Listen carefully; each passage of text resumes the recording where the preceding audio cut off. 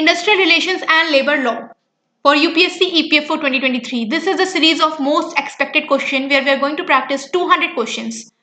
So without wasting any time, let us begin our multiple choice questions.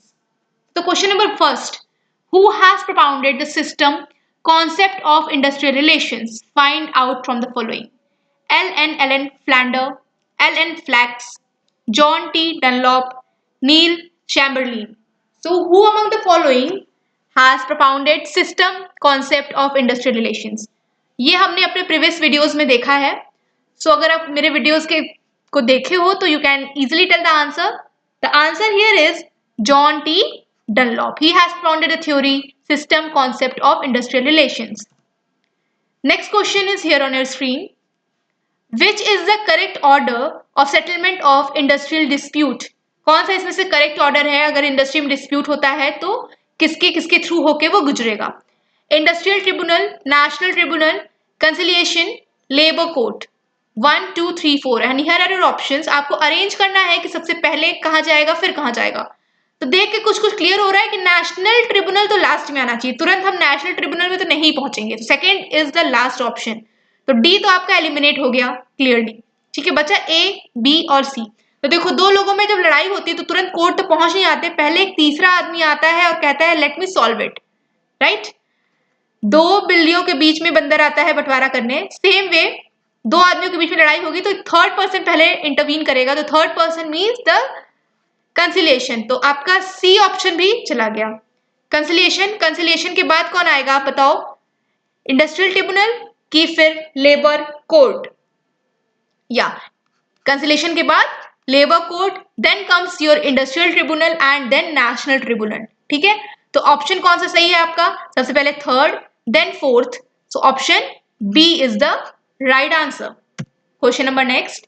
Which of the following is not a tripartite body? ऐसी कौन सी body है जो 3 member की body नहीं है?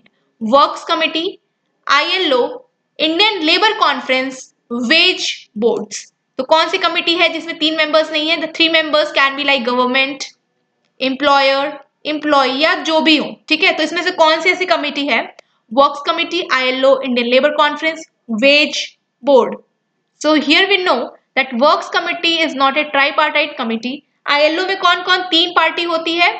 हमने देखा है, एक तो UN जो कि गवर्नमेंट के साथ मिलकर काम करती है, second is your employer and third is the employee. ठीक है, moving to the next question. The Code of Discipline was ratified by Indian Labour Conference to ensure discipline in industry. Identify the year of ratification out of the following. There are 4 options given here. किस year में the Code of Discipline was ratified by Indian Labour Conference to ensure discipline in industry? So it was your year. Yeah, it was 1958. ठीक है, 1958 में ratification हुआ था by Indian Labour Conference. ठीक है, next. Which of the following is not a characteristic of trade union? कौन सा इसमें से ट्रेड यूनियन का कैरेक्टरिस्टिक नहीं है? इस तरह के क्वेश्चन तो बहुत आसान होते हैं, आप पढ़ के ही बता लोगे. इसमें कुछ रटने जैसा नहीं है. It is an association of employers or employees or independent workers. ठीक है, नेक्स्ट देखते हैं. It is relatively permanent commission combination but not temporary or casual. क्या पता करना है? देखो not. ठीक है, it is an association of workers who are not engaged in securing economic benefits for their members. Not engaged. It is influenced by ideologies of its members. So obvious सी बात है, जो ट्रेड यूनियन के members होंगे उनकी ideology से influence होगा. ये employers, employees या इंडिपेंडेंट वर्कर्स का एसोसिएशन होता है. ये परमानेंट है बट नॉट टेम्पररी और कैजुअल. ठीक है, तो ऑब्वियस सी बात है, हमारा आंसर कौन सा दिख रहा है आपको? क्लियर हो चुका होगा आपको. ये लिखा है कि not engaged in securing economic benefit. ये गलत है. इसका तो काम ही होता है ना कि बेनिफिट्स हो मेंबर का, इकोनॉमिक बेनिफिट्स. ठीक है, next. Which is not a structure of trade union of industrial organization? Craft union, general union, industrial union, consumers union. Question number 6. Trade union का कौन सा स्ट्रक्चर नहीं है? क्राफ्ट यूनियन क्या होता है? ऐसा यूनियन जिसमें सेम क्राफ्ट के लोग हो, मतलब सेम धंधे के इंसान हो. ठीक है, चलो तो इसका आंसर क्या हो जाएगा? कंज्यूमर यूनियन जैसी तो कोई चीज नहीं होती है. Next. The founder of Ahmedabad textile labour association was, ये फैक्चुअल क्वेश्चन है। अहमदाबाद टेक्सटाइल लेबर एसोसिएशन का फाउंडर कौन था? एक नाम तो क्लियर है कि अनसुईया बहन Sarabhai was the founder, along with whom VV Giri, Mahatma Gandhi, BP Wadia या NM. Lokhande. So along with Ansuya Behan Sarabhai, our Mahatma Gandhi was the founder of Ahmedabad Textile Labour Association. Next question. If there is willful removal or disregard by workmen of any safety guard or any other device which he knew to have been provided for the purpose of securing safety of workmen, employer is liable to pay commission, employer is not liable to pay commission, appropriate government is liable to pay commission, trade union is liable to pay commission. अगर question क्या कह रहा है पहले आप पढ़ लीजिए, फिर मैं इसका मीनिंग समझाती हूँ. Okay, if there is wilful removal, question ये कह रहा है कि अगर किसी वर्कमैन को पता है कि पर्टिकुलर जो डिवाइस है वो सेफ्टी ऑफ वर्कमैन के लिए लगाई गई है और वो वर्कमैन क्या करता है कि उसको रिमूव कर देता है या फिर उस पर ध्यान नहीं देता है, ठीक है, और इसकी वजह से उस वर्कमैन को निकाल दिया जाता है या कुछ हानि पहुंच जाती है, कुछ गड़बड़ हो जाता है, ठीक है, मे बी परमानेंट और टेम्परेरी डिसेबिलिटी हो जाती है, तो एम्प्लॉयर क्या कंपनसेशन देगा कि नहीं देगा, कि एप्रोप्रिएट गवर्नमेंट कंपनसेशन देगी कि ट्रेड यूनियन कंपनसेशन देगी. तो हमें साफ पता है कि यहाँ पे हमें वर्कमैन को पता है कि देखो कुछ तो गड़बड़ हो जाएगा और उसने विलफुल्ली इसको रिमूव कर दिया है, ठीक है, तो यहाँ पे क्या होगा, employer is not liable to pay commission. ठीक है, employer is not liable to pay commission. देखो ये सब हम करा चुके हैं हमारे थ्योरेटिकल क्लासेस में, मैं आपको एक बार दिखा देती हूँ कि कहाँ पे अपलोडेड है. So as you can see this is my channel here, project PMYP. तो आपका ये प्लेलिस्ट है of UPSC EPFO 2023 industrial relations and labour laws. You can see it here. Already 19 videos आ चुके हैं, ठीक है, 20 वीडियोस हो चुके हैं, 169 एंड ऑल. आप इसको जो है प्लेलिस्ट को सेव कर लीजिए. You can share it with all those who are preparing for EPFO और इसमें सारे वीडियोस आपको मिल जाएंगे. देखिए, introduction of industrial relation, historical background, new economic policy of 1991. आप खाली LPG जानते हो, इसमें 6 अदर फैक्ट्स भी इंक्लूडेड हैं. स्ट्राइक और लॉकआउट के बारे में है कि इलीगल स्ट्राइक, लीगल लॉकआउट, ये सब क्या होता है, किस केस में कंपनसेशन देना है नहीं देना है, lay off, retrenchment and closer, ठीक है, कॉन्स्टिट्यूशनल प्रोविजंस, अप्रोचेस, अलग अलग अप्रोच, उसके भी क्वेश्चंस इंक्लूडेड है आज के लेक्चर में. Theories of IR, definitions of IR, ठीक है, ये हमारा ILO, ये ILO और NCL दोनों के बारे में एक ही लेक्चर में included, international labour organisation and national commission on labours. फिर हमने कुछ प्रैक्टिस क्वेश्चंस किए थे जो बेसिक थे पुराने 10 लेक्चर्स पे. फिर यहाँ पे हमारा शुरू हुआ फैक्ट्री एक्ट, जो कि मैंने बहुत छोटे छोटे वीडियोस में कवर किया है. स्कीम्स हैं सोशल सिक्योरिटी की, trade union industrial employment act and हमारा ये न्यू लेबर कोड. ठीक है, total of these lectures are there और इसमें रेगुलरली वीडियोस अपलोड हो रहे हैं टू सेव दिस सीरीज, ताकि आप कोई भी वीडियो मिस ना करो. So let us continue with our question for the day and here is our next question. The goal of ILO is, what is the goal of ILO? Some options are given here.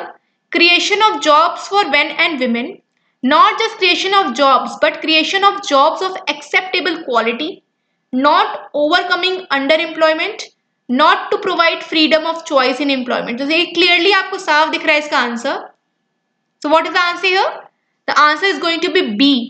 Not just creation of jobs but creation of jobs of acceptable quality. ILO का गोल है. Next question is here on your screen. Intramural and extramural affairs welfare are mutually complementary. दोनों साथ साथ में चलते हैं. The work-life balance need to be ensured in order to get best output from an employee. Assertion is wrong but reason is logical. Both assertion and reason are wrong. Assertion and reason are right. Assertion is right but reason is wrong. ये आपके question number 10 है आपके सामने. तो intramural और extramural affairs basically आपके internal and external affairs है ये. ठीक है, तो ये दोनों कॉम्प्लीमेंट्री होते हैं. Yes, they both go hand in hand. और work life balances need to be ensured in order to get best output from an employ. ठीक है, वर्क लाइफ अगर बैलेंस है तो हाँ, एम्प्लॉय जो है हमारा बेस्ट आउटपुट देगा, विच मीन्स आपका आंसर होने वाला है यहाँ पे assertion and reason both are right. Next, which of the following statement is not true in explaining the concept and scope of labor welfare? कौन सा statement सही नहीं है? So here are four options. A. Labor welfare has no root in social work. B. Long arm of the job and social invasion of workplace concepts explain mutuality between intramural and extramural labor affair. Labor welfare is a social concept. Corporate social responsibility is an extended concept of welfare. Which of the following is not true? तो आपको इतना आगे तक पढ़ने की जरूरत ही नहीं थी, पहले ऑप्शन में क्लियरली दिख रहा है labour welfare has no root in social work. ऐसा तो है ही नहीं, labour welfare has all its root in social work. ठीक है। 12th, who is a champion of welfare movement propagated in mid 19th century? ठीक है, who is a champion here? Frederick Winslow Taylor, Andrew Urey, next is Shimon Ronville, and last is Robert Owen. Who was the champion of welfare movement? It is our Robert Owen. ठीक है, question number 12. Next question. Sequence the following developments by the period of the occurrence from earliest to latest. तो इसके लिए आपको सबकी years पता होने चाहिए। पहला है labour investigation committee, Whitley commission, ये हमने पढ़ा था। Whitley commission, national commission on labours, enactment of factories act, ये हमने चारों देखा है। तो चलो बताओ ईयर्स कौन कौन से हैं इसके। Labour investigating committee, labour investigation committee, इसका ईयर क्या है आपका 1943। विटले कमीशन, जिसको हम जानते हैं रॉयल कमीशन ऑन लेबर्स के नाम से भी जानते हैं, राइट, इसका ईयर क्या था आपका 1929। Third is enactment of factories act. Factories act कब लागू हुआ था? It was 1948। ठीक है, 1948 में कमिटी बनी थी और इसका 1 अप्रैल 1948 टू बी मोर प्रिसाइज। ठीक है। And last is the first national commission on labour, इसका हमने सब कुछ पढ़ा है, चेयरमैन कौन था, ठीक है, इसके बेसिक इसने क्या आउटकम्स निकाले हैं, हमने एक एक चीज देखी है, इन चारों के बारे में आपको वीडियोज में मिल जाएगा। Last is first national commission on labour, it was 1966। अब इसको अरेंज कैसे करना है, अर्लीस्ट टू लेटेस्ट, मतलब सबसे पहले कौन सा हुआ था। So it was your option number 2 which is Whitley commission, या फिर इसको बोलते हैं royal commission on labour. So option number 2, आपका ऑप्शन नंबर सी तो एलिमिनेट हो गया। ठीक है, उसके बाद आता है आपको ऑप्शन नंबर 1, तो आपको आंसर क्लियरली दिख रहा है यहाँ पे, option A is the right answer. ठीक है, उसके बाद आपका 3 आ जाएगा which is factories act, then last is national commission on labour जो आपका इंडिपेंडेंस के बाद आया था। ठीक है, next question, which of the following statements about characteristics of labor is not true? Labor is a perishable commodity. Labor cannot be separated from the person. Workers have no reserve price. Labor is flexible and as mobile as capital. ठीक है, not true। अब बताओ इसमें से कौन सा सही नहीं लग रहा है आपको। इस तरह के क्वेश्चंस अगर आ जाए तो फिर तो बल्ले बल्ले, बहुत मतलब इसमें कुछ स्पेसिफिक नहीं है। ठीक है, आप इसको सोच के बता सकते हो, कुछ फैक्चुअल नहीं है, कुछ पहले से पढ़ा हुआ नहीं आ रहा है इसमें। Labour is as flexible and mobile as capital, भाई लेबर इतना फ्लेक्सिबल नहीं होता कैपिटल की इतना। ठीक है, next, money wage is otherwise called as, money wage को और क्या कहते हैं, real wage, living wage, nominal wage, fair wage. तो मनी वेज क्या है, रियल वेज है कि लिविंग वेज है, नॉमिनल वेज है या फिर फेयर वेज है।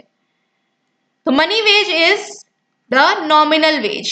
ठीक है, रियल वेज क्या होता है, रियल वेज आपको जो मनी वेज होता है, मतलब जो आपको सैलरी मिली, suppose you are hired to work at $12 per day. ठीक है, $12 पर डे, या यू कैन से सपोज आपको 1000 रुपए सैलरी मिलेगी एक दिन की, आपकी दिहाड़ी है। ठीक है, आप इस पे हायर किए जाते हो काम करने के लिए, ये आपका क्या है, it is your nominal wage. But अगर इसमें हम इन्फ्लेशन इंक्लूड कर लें और परचेजिंग पावर पैरिटी के टर्म्स में अगर बात करने लगे तो उसको बोल देते हैं हम real veg.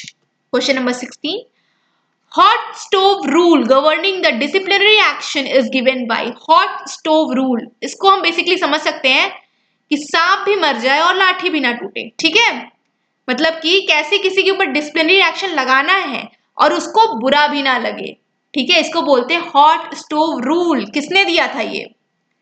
So it was given by Douglas M McGregor, ठीक है, it was given by Douglas M McGregor, ठीक है। Next, list of unfair labor practices on the part of trade unions and employers was included in unfair practices on the part of trade union। चलो बताओ इसका answer. हमने इस act को किया है हमारे वीडियोस में। लिस्ट ऑफ अनफेयर प्रैक्टिसेस किसमें इंक्लूड होती हैं? It is industrial dispute act, ठीक है। Next,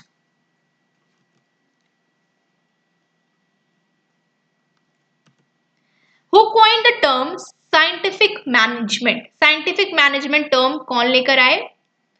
4 options are given here. Douglas McGregor already हम देख चुके हैं, तो आप इस बेसिस पे बता सकते हो कि ये तो होंगे नहीं। So the answer here is F.W. Taylor. F.W. Taylor ने साइंटिफिक मैनेजमेंट टर्म कॉइन किया था। Who propagated the quality of work life as descending participation mechanism? Quality of work life as descending participation mechanism, ये theory किसने propound की थी? So it was propounded by Eric Trist. It was propounded by Eric Trist. ठीक है। Next, Employees State Insurance Act was enacted the basis of which committee report? Employees State Insurance Act, जिसको हम ESIA, ठीक है, ये कौन सी committee की report के बाद बनी थी ये एक्ट? चलो, it was after Ambedkar committee report, BP Adarkar committee report, royal commission on labour या फिर labour investigation committee. Royal commission on labour तो होने नहीं वाला, इट वॉज 1929, ठीक है। Ambedkar committee was not related to that, it was BP Adarkar committee. क्या है? बीपी अदारकर कमेटी, ठीक है। Question number 20th। नेक्स्ट, ये कमेटी किस पे थी? It was on BP Adarkar committee health insurance, health insurance, ठीक है। हेल्थ इंश्योरेंस 1943 में कमेटी बनी थी, इसने अपनी रिपोर्ट सबमिट की थी दिसंबर 1944 में। Creating jobs, guaranteeing rights at work, extending social protection and promoting social dialogue are content of which of the following programmes of ILO? क्या क्या है? जॉब क्रिएट करना, guaranteeing rights at work, extending social protection and promoting social dialogues. ये सब किस programme के part हो सकते हैं? सोच के बताइए। Human rights, decent work, international programme on elimination of child labour. Child labour जैसी कोई चीज दिख रही है इसमें? Indus child labour programme. चलो बताओ। Rights at work, extending social protection, तो ये सब आपका डिसेंट वर्क के पार्ट्स हैं, ठीक है। Who has created collective bargaining is essentially a process in which employees act as group in seeking to shape conditions and relationship in their employment।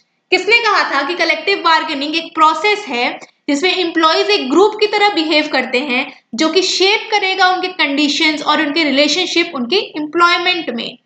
This statement is said bye whom? ठीक है, basically collective bargaining की definition दिख रही है आपको यहाँ पे। Collective bargaining की डिफिनीशन ये किसने दी थी? It was given by Dale Yoder. It is given by Dale Yoder. Next, who are not the actors according to Dunlop's framework of industrial relations system? Dunlop framework, इसमें कौन कौन acting agents थे? अगर आपको वो पता है तो आप ये आंसर इजिली कर सकते हो, एंड ये भी हमने कवर किया था, वन ऑफ द 6 थ्योरीज में ये भी था हमारे। Manager and their representatives, workers and their organisations, specialized government agencies, communities and their associations. Take your time to think. Question number 23 here. कौन कौन होता है डनलॉप में? हमें पता है कि वर्कर किससे लिंक करेगा? मैनेजर से। मैनेजर किससे लिंक करेगा? एम्प्लॉयर से, ठीक है। गवर्नमेंट भी इसकी पार्ट होती है। कौन पार्ट नहीं होता है? Communities and their association is not the part of Dunlop framework of industrial relation system. Question number 24. According to whom conflict is necessary but it can be and needs to be managed and resolved? देखो, किस theory में कहा गया है कि conflict तो होगा, ये तो श्योर है, बिकॉज एम्प्लॉयर और employee can never be on same page. Employer और एम्प्लॉय, क्योंकि दोनों के पावर्स में डिफरेंट है, दोनों के एम में डिफरेंस है, ठीक है। इसको कंपनी का प्रॉफिट करना है, इसको खुद का चाहिए कि इसको हर एक तरह का वेलफेयर हो, प्रॉफिट हो, सैलरी भी अच्छी रहे, ठीक है, टाइम पे छुट्टी भी मिले। तो कॉन्फ्लिक्ट तो होने वाला है, but it needs to be managed and can be managed and resolved. Question number 24, so it is pluralist theory, ठीक है, pluralist theory. Next, who observed that respect for rules depends on manner of their formulation? Who observed, किसने बोला था, किसने observe किया था कि rules की रिस्पेक्ट उनके मैनर ऑफ फॉर्मुलेशन पे डिपेंड करती है। चार ऑप्शंस आपके सामने हैं question number 25 here. So it is Durkheim. Who is it? Durkheim, ठीक है। If you like this video, kindly hit the like button, share this video with all those who are preparing for UPSC EPF4, and your exam is on 2nd of July, so this series is going to be very important. It is the expected questions which can appear on your exam. मिलते हैं अगले lecture में, छोटी छोटी series रखेंगे, 25 questions each. Till then, Jai Hind and subscribe to my channel.